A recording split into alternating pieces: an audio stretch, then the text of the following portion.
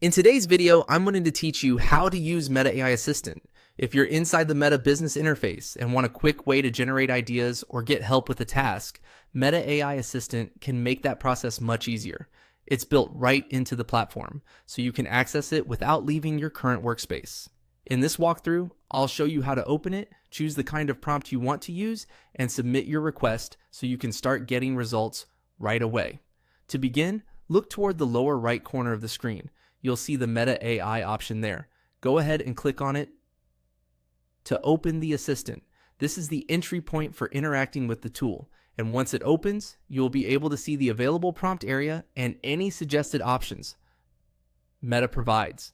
If you don't immediately notice it, just take a second to scan the bottom right area carefully, since that's where the feature is typically anchored. Once the assistant is open, the next step is to choose how do you want to start your request. You can either select a template prompt or create your own. Template prompts are helpful if you want a faster starting point or if you're not quite sure how to phrase your request. They can guide you toward common tasks and help structure your input more clearly. On the other hand, if you already know exactly what you want, you can type in your own custom prompt and be more specific. In general, the clearer your wording is, the more useful the response will usually be. After you've chosen a template prompt or entered your own request, click Submit.